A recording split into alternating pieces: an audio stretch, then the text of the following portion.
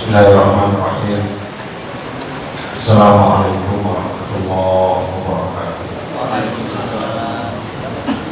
Alhamdulillah alladzi ja'alana minal muslimin al-mu'minin al-muttaqin. Asyhadu an la ilaha illallah wahdahu la syarika lah, al-malikul haqqul mubin. Wa asyhadu anna Muhammadan abduhu wa rasuluhu al-maqbul rahmatul alamin. Allahumma shalli wa sallim ala nabiyyina Muhammad wa ala alihi wa sahbihi wa man tabi'ahum ila yaumiddin. A'udzu billahi minasy syaithanir rajim. Bismillahirrahmanirrahim. Ihdinas siratal mustaqim, siratal ladzina an'amta 'alaihim ghairil maghdubi 'alaihim waladdallin. Amin. Pada kajian sebelumnya saya menegaskan bahwa kita diwajibkan untuk komitmen di dalam keimanan, komitmen di jalan yang lurus, di jalan keislaman. Karena komitmen, mudawamah, istimroriyah, langgeng di dalam kelurusan itu sesuatu yang sangat berat. Sesuatu yang kecil saja kalau dilanggengkan itu akan menjadi besar. Kalau seandainya kita setiap sholat membaca Subhanallah 33 kali, Alhamdulillah 33 kali, kemudian Allahu Akbar 33 kali, ditambah satu dari kalau paman jadi 100 kali, 5 kali dalam satu hari, minimal kita sudah 500 hari. Itu kalau terus menerus kita lakukan, berarti akan bertumpuklah berbagai macam kebaikan. Suatu kalangan ini yang susah, sehingga Rasulullah SAW pernah bersabda, khairul a'mali adwamuha wa nuqalla. Sebaik-baik amalan adalah sesuatu yang paling langgeng, walaupun sedikit. Jadi walaupun sedikit, tapi terus kalau setiap subuh kita pergi ke masjid, kemudian kita sedekah 1.000 rupiah, langgeng terus sebulan 30.000. Kalau 30 hari lanjut terus begitu. Di pagi hari sudah kita bersedekah, menolak bala, beramal soleh, dan seterusnya. Kalau setiap hari itu kita lakukan, membuka pintu rezeki yang seharusnya kena musibah, tidak kena musibah, dan seterusnya. Itu kita langgengkan setiap hari, sangat luar biasa. Ketika kita meminta ihdinas siratal mustaqim, tunjukilah kami ke jalan yang lurus. Jalannya siapa yang lurus itu? Kalau kita bercermin kepada orang yang ada sekarang, yang belum meninggal, hati-hati. Manusia itu sering bolak-balik. Oleh sebab itu, kalau mau bercermin, ambillah cermin yang sudah ketahuan sampai meninggal dalam keadaan husnul khotimah. Kalau bercermin dengan yang ada sekarang, ya hanya sekedar waktu itu bagus. Di akhir hayatnya, wallahu a'lam.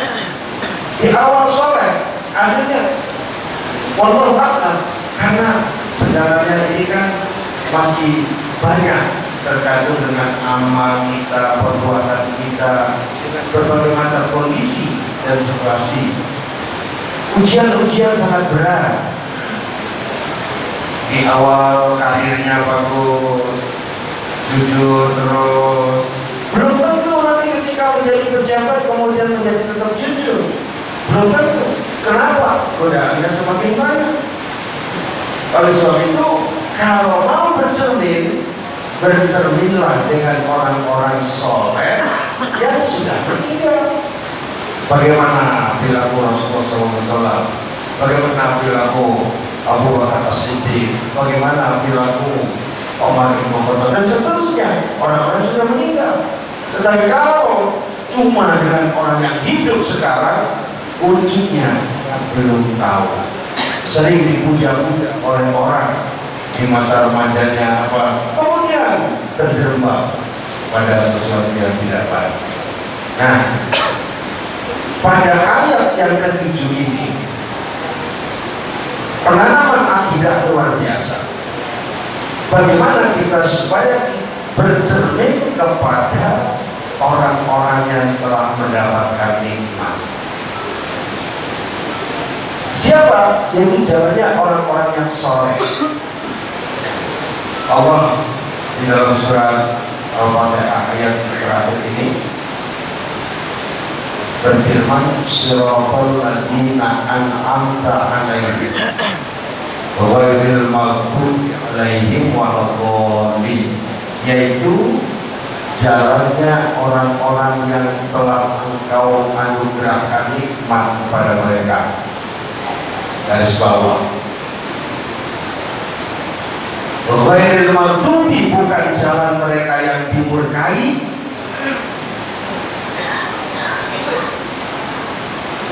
ghairil maghdubi alaihim bukan jalan orang mereka yang dimurkai, waladdallin dan juga bukan jalan orang-orang yang sesat. Ini para mufassir sangat banyak menyebutkan dua kelompok ini, yaitu yang dimurkai. Kelompok pertama ini disebutkan sebagai Yahudi, kemudian yang sesat diterjemahi oleh para mufassir adalah orang-orang dari Nasoro. Ini pendapat para mufassir dari dulu sampai sekarang komitmen, karena ujung-ujungnya akan yang banyak bergesekan dengan akidah, dengan penyelewengan tentunya. Ini yang paling banyak adalah dengan dua kelompok ini.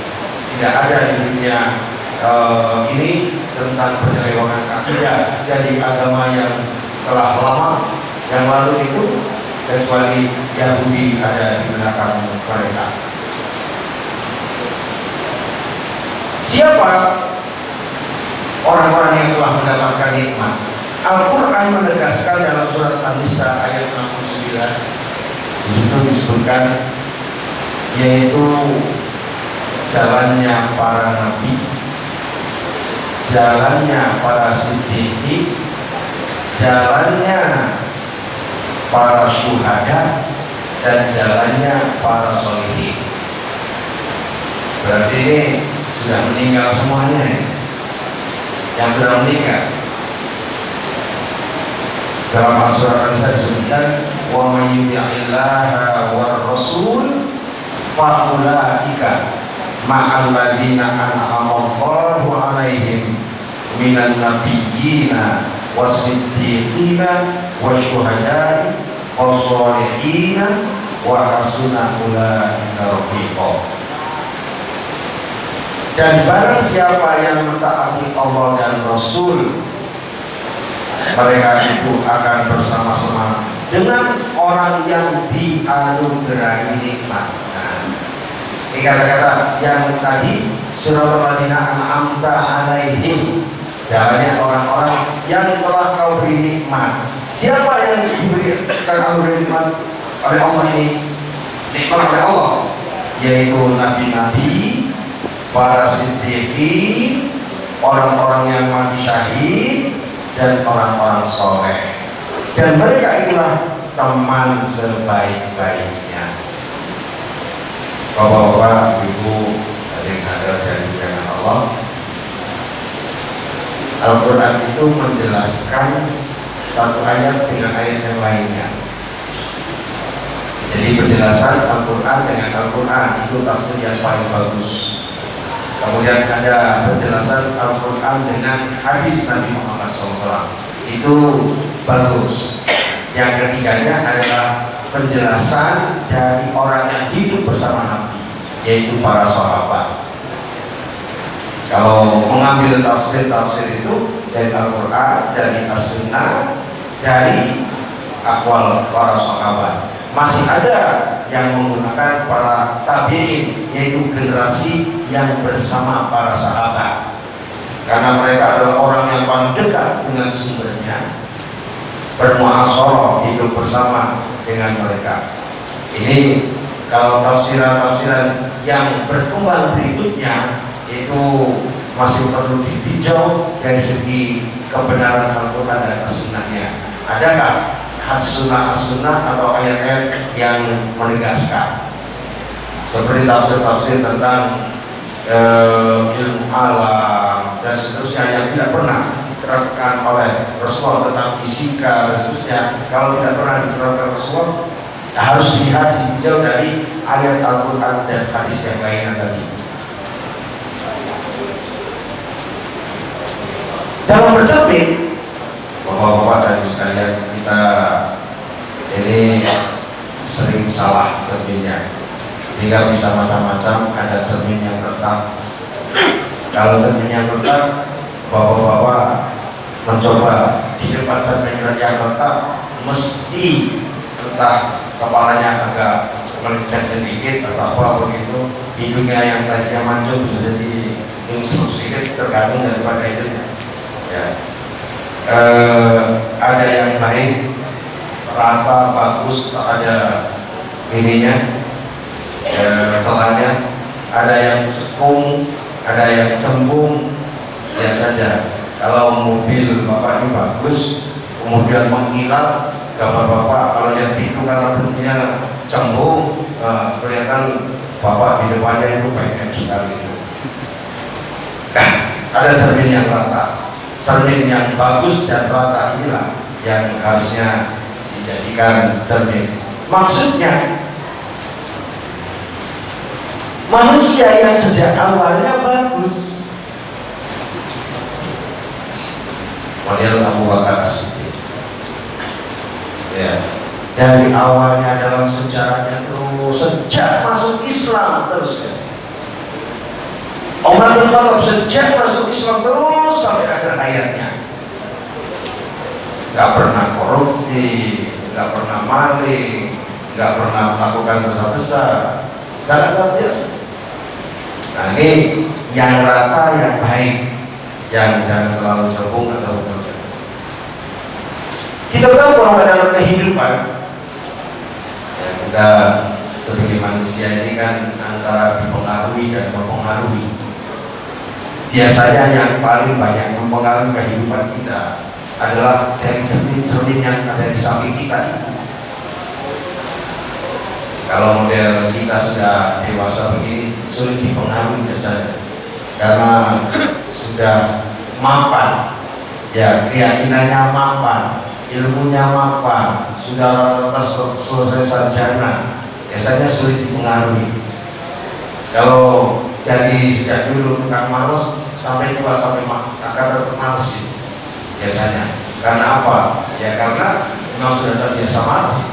Nah, bisa semangat kalau diberi tekanan, diberi aturan yang kuat, baru ya yang biasa nggak masuk jadi rajin masuk, itu karena ada aturan yang kuat, itu biasanya baru berjalan.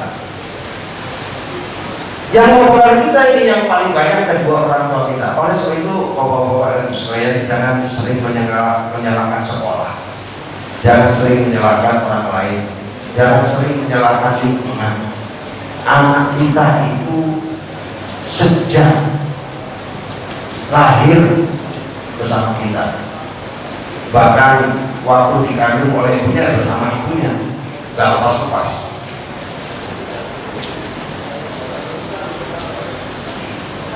Sekolah itu oleh itu kalau ada anak nggak beres, lihat cermin, kitanya beres nggak? Ya kalau bapak ibunya sering nonton TV, kemudian anak-anaknya rebutan cendol dengan bapak, itu jangan aneh. Karena memang itu yang menjadikan cermin. Kita ini yang sangat mempengaruhi, sehingga hadis yang menyatakan kullu mauludin yuladu ala fitrah, setiap anak dilahirkan dalam keadaan fitrah, bersih. Disebutkan di situ bukan orang lain, fa innama abawahu, hanya kedua orang tuanya, yulhawidani au yunasironi au yumajisani. Asalnya fitrah, hanya kedua orang tuanya, bapaknya, ibunya, yang menjadikan anak itu Yahudi atau Nasrani atau Majusi. Jadi jangan terlalu menyalahkan kita. Jangan orang lain.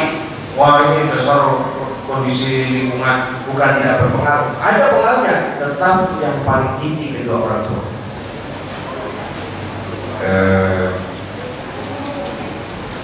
Pernah dengar cerita, pada ngantuk semuanya, pada puasa semuanya itu. Alhamdulillah, tinggal lepas. Alhamdulillah. Dulu ketika Nabi Khidir dengan Nabi Musa berjalan, karena Nabi Musa ingin belajar Nabi Khidir, kepada Nabi Khidir ingin mengambil ilmu, belajar harus turun. Yang penting jangan bertanya. Pada pertemuan yang ketiga, istilahnya pada kejadian yang ketiga, datang ke suatu kampung berdua ini. Kampung itu orangnya pelit-pelit. Ketika minta, ya minimal air sekedarnya, sama sekali tidak ada yang memberikan untuk jamuan sedikit pun, tidak ada. Itu kampung pelit. Kemudian lewat terus di kampung itu, di kampung pelit itu ada rumah angklung. Oleh Nabi Khidir dibangun, ayo kita bangun rumah ini. Kata Nabi Musa, ya kan sudah mereka pelit, kok kita membangun tidak minta upah? Ditanya, oh, kalau bisa lebih baik ambil upah dari mereka ini. Kemudian kata Nabi Khidir, wah ini sudah yang ketiga, ada saya harus berpisah. Kemudian dijelaskan satu persatu ketika melobangi kapal yang lain, jelaskan apa sebabnya. Ketika bertemu dengan seorang remaja dibunuh, dengan anak dibunuh oleh Nabi Khidir, dijelaskan. Yang ketiga yang ditanyakan Nabi Musa, ketahuilah bahwa kita bangun pagar itu karena di bawahnya ada harta simpanan, punya 2 anak yatim. Harta simpanan untuk kedua anak yatim. Dijelaskan mengapa harta simpanannya itu sampai dijaga. Ya, kalau ingin memperhatikan ini, kalau kita ini harus betul-betul soleh betul. Karena abuhuma soleh, karena kedua orang tuanya itu soleh. Jadi kesolehan orang tuanya lah yang menyebabkan Nabi Khidir disuruh oleh Allah untuk melindungi harta itu dengan membuat pagar. Kesolehan orang tua. Jadi kalau kita ingin anak kita soleh, anak kita beruntung banyak, muncul pada masa yang akan datang, berarti kesolehan kita ini sangat menentukan. Kalau bapak-bapak, ibu-ibu rajin ngaji, jangan dianggap tidak ada unsur kesolehan orang tua. Jangan sampai riwayat orang tuanya ini bukan orang tua yang langsung yang solehnya.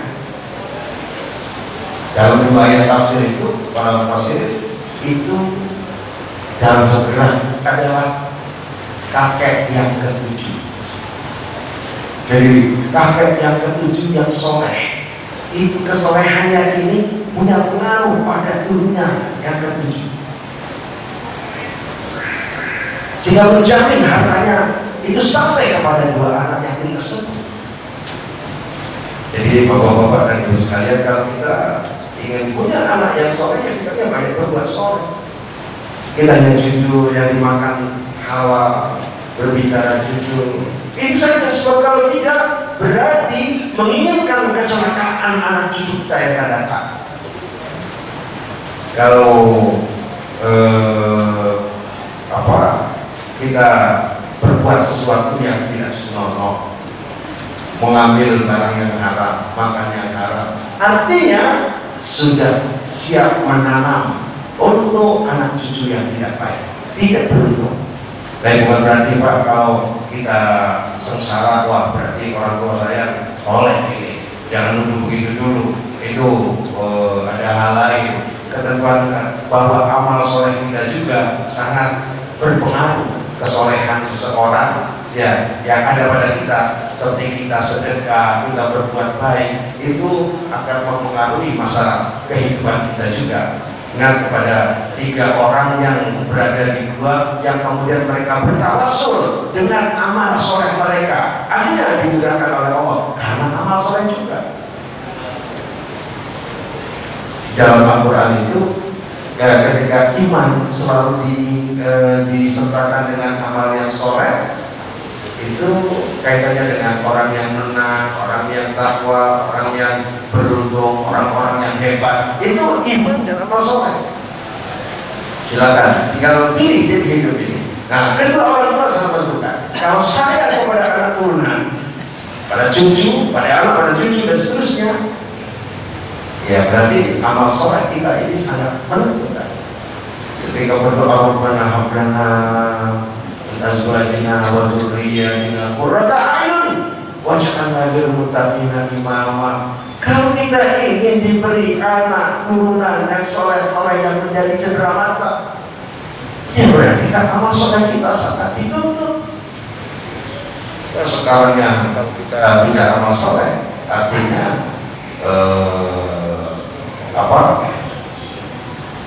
anak kita itu bertumbuh dan luar biasa. Kalau ada orang yang dari bawah-bawahnya kafir, kemudian anaknya ini mujahadah dari dirinya, artinya bukan ini pengaruh dari kesolehan orang tuanya.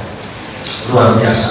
Banyak orang-orang dari model para sahabat yang orang-orangnya di awalnya itu banyaknya kumpul-kumpul syirik dan seterusnya, itu bermujahadah luar biasa, sehingga para sahabat itu sebagai satu generasi yang paling baik zaman Rasul dan seterusnya. Yang mempengaruhi kita juga selain kedua orang tua, jadi adalah teman kita sangat menentukan. Ya, dengan siapa kita ini berkawan, itu sangat menentukan kehidupan kita. Kalau berkawannya dengan orang-orang jahat, mesti akan terbawa. Ya, kalau kita hanya terus seperti itu. Kemudian dengan lingkungan juga akan memiliki pengaruh dan sekolah. Nah, untuk itu dalam hadis yang tentang pengaruh orang tua tadi disebutkan kullu mauludin yuladu 'alal fitrah wa abawahu yuhawidani aw yunasirani aw yusyrikani aw yumajjisani aw yukafirani. Jadi setiap yang dilahirkan itu disebutkan bahwa akan dilahirkan dalam keadaan fitrah bersih. Nah, kedua orang tuanya yang akan menyahudikannya atau menasranikannya atau memusyrikannya atau memajukannya atau memajusikannya atau mengkafirkannya. Lebih tegas. Kemudian ila ya Rasulullah alladzi yamutu hina yulad, bagaimana seseorang yang ketika meninggal saat dia dilahirkan, meninggal. Rasulullah bersabda, Allahu a'lamu bima kanu 'amilin. Allah lebih tahu tentang apa yang dilakukan. Ini kaitannya dengan pengaruh orang tua. Pengaruh teman juga sangat besar. Hadis yang diriwayatkan oleh Abu Dawud atau Mudi dan Abu Hurairah menyebutkan ar-rajulu ala dini khalilihi falyanzur ahadukum. Jadi seseorang itu tergantung siapa kawannya. Kalau lihat seseorang, ya siapa kawannya itu.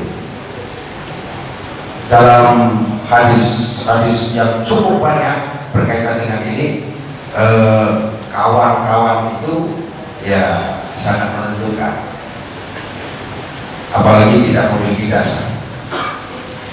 Sekarang kita kepada cermin. Kelompok yang meniti siratal mustaqim disebutkan ada 4 tadi dalam surat An-Nisa, yaitu para nabi, para siddiqin, para syuhada, dan orang-orang soleh.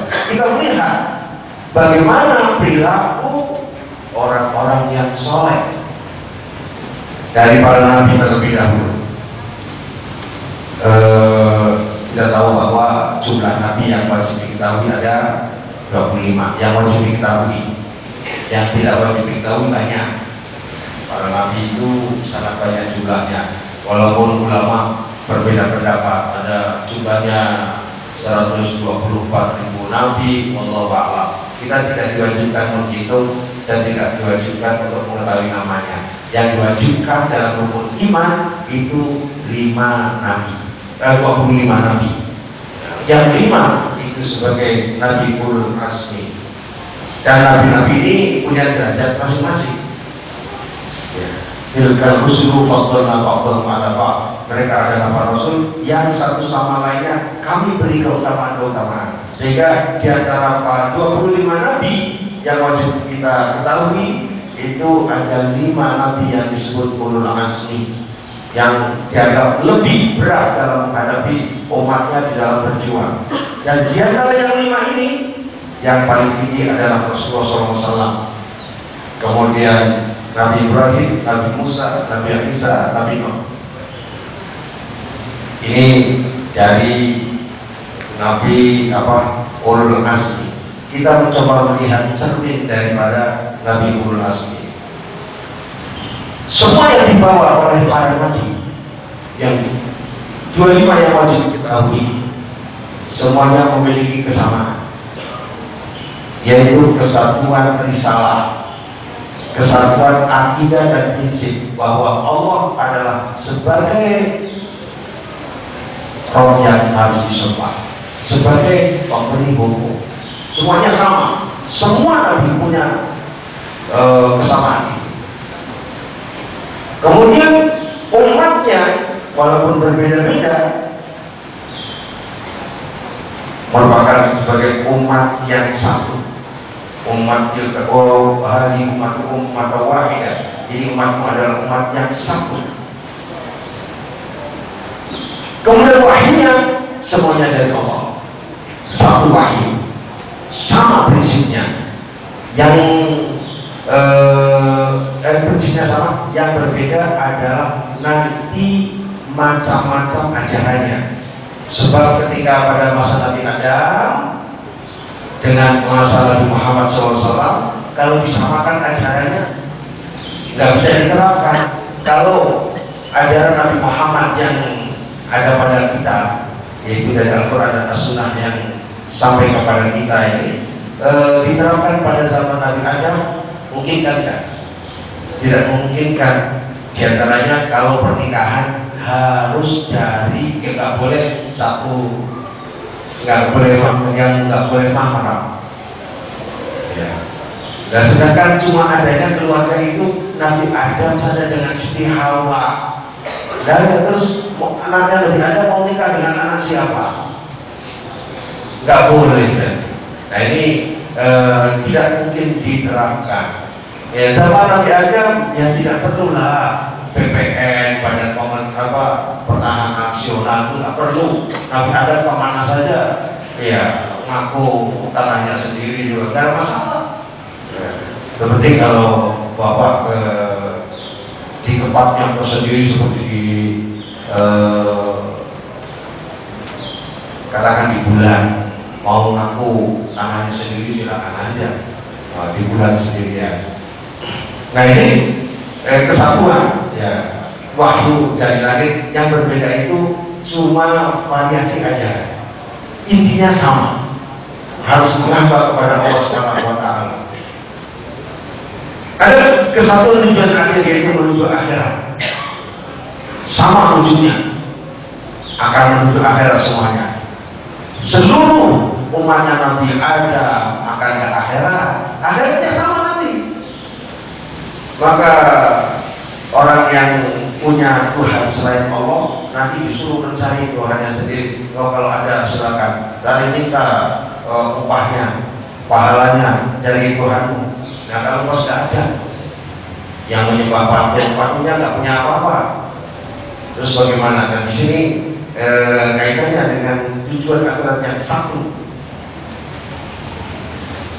Kalau ada ahli fisikawan ya, yang menemukan the black hole itu kan cuma the black hole itu cuma satu katanya di dunia ini, cuma satu. Dan kalau melewati the black hole itu seluruhnya akan kiamat. Jadi sekarang seluruh benda-benda langit ini, seluruhnya itu menuju ke situ. Kalau sudah dekat akan disedot, artinya kiamat. Wallahu a'lam. Cuma satu. Kesatuan kemudian bagi kesatuan yang ada pada ini, pada Nabi seluruh risalah itu, kondisi batunya yang menentang juga satu sama. Begitu bentuknya. Menentang tidak mau percaya kepada keyakinannya, tidak mau taat, tidak mau sholat, tidak mau zakat, itu rata semuanya. Kesatuan kondisi batu yang menentang, termasuk kesatuan kondisi menangnya para rasul atas musuh-musuhnya. Semuanya akhirnya menang para rasul itu. Yang menentang kalah. Ini kesatuan daripada risalah yang ada. Untuk bercermin supaya kita kokoh dalam cerminan kita. Dan dakwahnya para nabi seluruhnya, dari Nabi Adam, Idris, Nuh, dakwahnya juga merupakan keistimewaan, sama keistimewaannya. Berarti kalau ada dakwah yang tidak begini, berarti kemungkinan besar tidak murni dari nabinya. Dakwahnya robbaniyah. Apa itu robbaniyah? Dakwahnya bersumber dari Allah dan untuk menghamba kepada Allah. Arahnya hanya kepada Roh. Semua para rasul dakwahnya itu tidak mengharapkan imbalan dari manusia, tidak mengharapkan. Maka dai itu di sininya harus bersih. Bagaimana niatnya adalah untuk membawa umat ini kepada Allah Subhanahu wa Ta'ala. Bersih, memurnikan agama hanya untuk Allah seluruhnya. Semua nabi memurnikan agama hanya untuk Allah. Kemudian dakwahnya seluruhnya nggak berbelit, sederhana, mudah. Allah menciptakan manusia. Manusia diwajibkan menghamba kepada Allah. Allah yang esa, Allah yang telah menciptakan langit semuanya. Itu gampang, mudah dicerna. Jelas sasaran dan tujuan akhirnya. Sasarannya hanya menghamba kepada Allah. Tujuannya itu mendahulukan akhirat dan zuhud di dunia. Semuanya hadis-hadis, ayat-ayat itu menuntut kita ini mendahulukan akhirat. Saya sudah pernah menjelaskan mengapa kalau menuju akhirat harus sungguh-sungguh, harus serius. Tetapi kalau masalah dunia yang penting profesional. Itu dalam kehidupan dunia. Tapi kalau akhirat itu serius, profesional, itu harus yang penting sungguh-sungguh.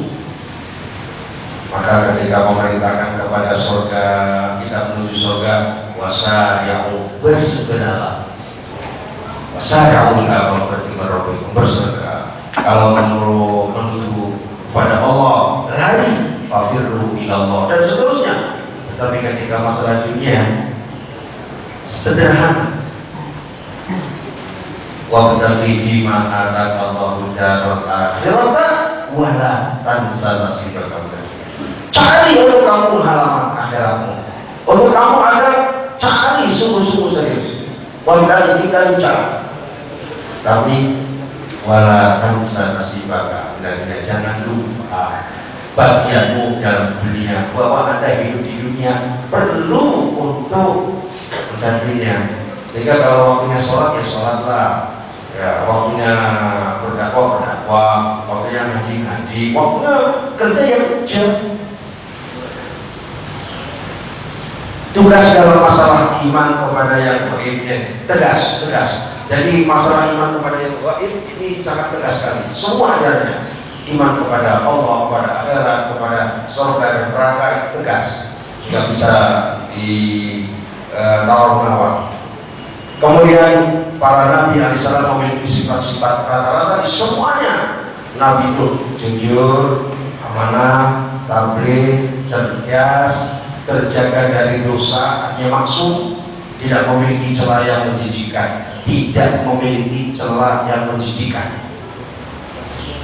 Kalau Nabi Ayub alaihissalam bukan celah, itu ujian, diberi penyakit untuk melihat kesabaran seorang nabi. Ketika diberi penyakit kulit sampai ya istrinya tidak tahan, anak-anaknya tidak tahan. Ini karena penyakit kulit itu, karena mengeluarkan bau yang tidak sedap. Sampai dalam satu riwayat ya karena penyakit itu jadi ada ulatnya, kadang-kadang kelihatan ulatnya diambil. Sangat itu bukan merupakan satu celah yang dikatakan sebagai ujian. Seorang nabi dipelihara seperti Nabi Yusuf alaihissalam, walaupun benar, dan nanti akan banyak orang benar dimasukkan penjara, orang yang salah bebas. Itu biasa banyak sejak zaman dulu. Ya. Yang benar masuk penjara, yang salah bebas. Itu banyak nanti. Seperti untuk bukan menguji, bukan menjelekkan Nabi Yusuf alaihissalam, tapi merupakan satu pujian-pujian.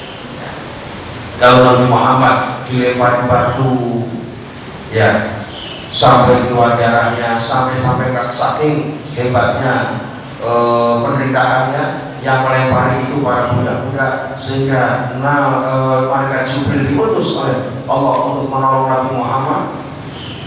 Itu sebenarnya bukan sesuatu yang salah, tapi bagian daripada ujian. Semakin tinggi keimanan, berat dan tegas dakwah, semakin berat ujiannya. Nah, ini keistimewaan dakwah para nabi sejak dulu. Nah, para nabi yang demikian sudah wajar kalau mereka ini dijadikan cermin.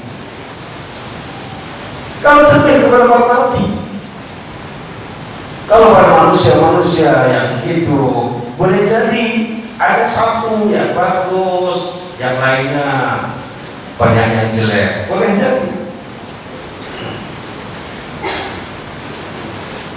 Kemudian segi dasar dakwah para nabi pun yang bisa menjadikan cermin. Pantas ini mereka dijadikan cermin. Kesabaran dalam berdakwahnya, sabar, teguh, tabah, tidak buru-buru. Terus Nabi Nuh sampai 950 tahun berdakwah tenang. Kemudian dakwah mereka juga hikmah, bijak dalam berbicara, bertindak dan berdakwah. Ya, bisa dilihat di dalam ayat-ayat yang sangat banyak dalam Al-Quran. Saya sebutkan itu. Ya.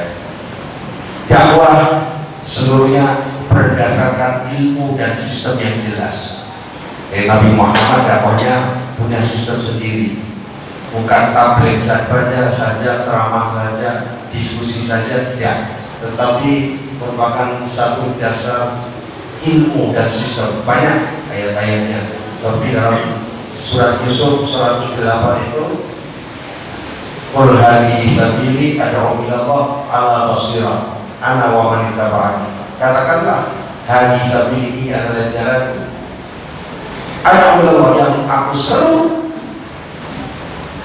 ila Allah, menuju Allah, mencari Allah, ala basirah, atas dasar ilmu, atas dasar sistem, atas dasar perencanaan. Nah, kalau dakwah tidak direncanakan, kadang-kadang masjid saja tidak merencanakan dakwahnya untuk umatnya itu, ya pada dasar mengundang orang ini perencanaannya. Ada banyak masjid yang begitu. Majelis taklim saja tidak punya perencanaan, yang penting balik begitu saja majelis taklim masih. Nah, di sini perlunya ada perencanaan. Ala basirah. Kemudian mereka ini dakwahnya ini sangat jelas, ya, atas dasar ilmu sistem, baik dari aspek da'inya disiapkan, aspek manpunya bagaimana mereka harus dibina, termasuk aspek kondisi dakwahnya. Ini sendi-sendi dasar para nabi yang pantas mereka jadi cermin. Nah, cermin kita itu ya para nabi. Nanti kita lihat cermin dari Nabi Ulul Azmi bagaimana. Nabi-nabi Ulul Azmi itu pantas mereka ini sebagai jalan yang kita jadikan panutan. Ini masih banyak, nanti kita akan bahas tentang bagaimana mereka dalam hidup, berjuangnya untuk hidup di jalan Allah Subhanahu wa Ta'ala. Kita melihat dari Ulul Azmi saja, sebagian mungkin tidak semuanya untuk dijadikan cermin. Cukup banyak orang-orang yang tidak menjadikan cermin di dalam masalah pendidikan, cerminnya pada beliau-beliau. Di dalam masalah dakwah harus bercermin pada beliau. Dalam masalah ibadah bercermin pada beliau. Masalah dunia cermin pada beliau-beliau semuanya. Itu cermin dalam kehidupan untuk meniti siratal mustaqim, sehingga ketika kita sholat, ihdinas siratal mustaqim, tunjukkan kami ke jalan yang lurus, bukan kosong. Jalan lurus yang harus kita tempuh, yang untuk mendapatkan nikmat adalah jalannya para nabi. Bagaimana mereka ini berjuang, bagaimana mereka beribadah, bagaimana ketika mereka berekonomi, bagaimana ketika Rasulullah menjadi pemimpin negara, berpolitik, bagaimana ketika Nabi Sulaiman berpolitik dan seterusnya. Itu seluruhnya menjadi pegangan untuk kita cermin. Kalau ingin mendapatkan jalan yang lurus, yaitu jalannya orang-orang yang mendapatkan nikmat. Saya kira itu saja bisa sampaikan pada hari ini. Mudah-mudahan bermanfaat. Kalau ada jawab, silakan saja. Nggak ada. Oke, saya kira itu saja. Jika maaf, mudah-mudahan kita diberi kekuatan dan batin untuk bisa menempuh jalan lurus, menempuh jalannya para nabiya, para siddiqin, para syuhada dan para sholihin, dan kita dimasukkan bersama mereka di dalam surga Allah Subhanahu wa Ta'ala. Jannatul Na'im. Aqulu qouli hadza wa astaghfirullah wa lakum. Wassalamualaikum warahmatullahi wabarakatuh.